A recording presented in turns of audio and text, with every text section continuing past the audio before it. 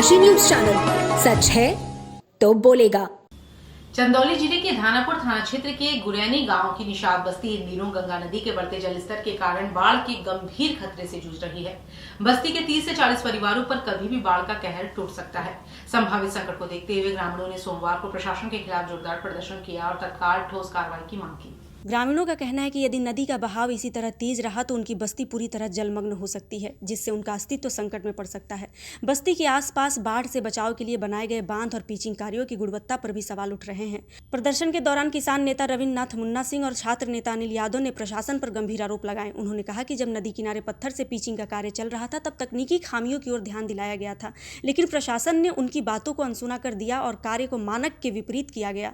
किसान नेताओं ने यह भी आरोप लगाया कि बाढ़ सुरक्षा कार्यों में सरकारी धन का दुरुपयोग हुआ और केवल खानापूर्ति के लिए निम्न गुणवत्ता का निर्माण किया गया।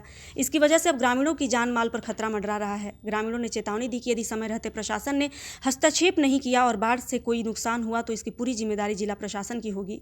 प्रदर्शन में शामिल नेताओं और ग्रामीणों ने कहा कि वे बाढ़ के खतरे को हल्के में नहीं लेंगे और जरूरत पड़ने पर बड़ा आंदोलन करेंगे। उनकी मांग है कि पक्की पिचिंग, तटबंध की मरम्मत और राहत कार्य तुरंत शुरू किया जाए ताकि उनके जीवन और संपत्ति की सुरक्षा सुनिश्चित हो।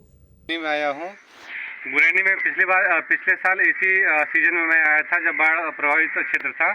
यहाँ मामला यही है कि यहाँ कुछ वर्ष पहले यहाँ पिचिंग हुई थी बोल्डरिंग की, तो वहाँ यहाँ स्थानीय लोगों ने भी कहा था कि पिचिंग का जो लेवल है, जो स्तर है, इसको 5 फुट ऊपर कर दीजिए।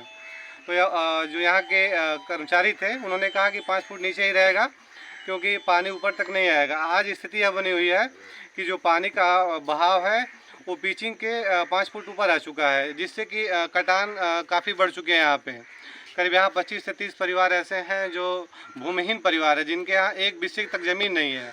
उनका रहना और जीवन का बसर यही है। तो हमारी शासन प्रशासन से अपील है कि कोई बड़ी दुर्घटना न हो, इससे पहले कोई अपना बचाव राहत के माध्यम से इनकी जान और माल दोनों की रक्षा की जाए।